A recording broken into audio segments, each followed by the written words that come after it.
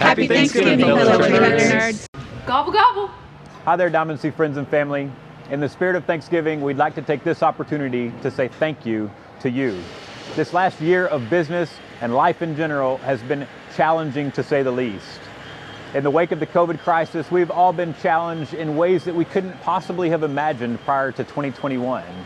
Our world is full of bottlenecks and log jams and trials and really so much bad news if we choose to view it that way.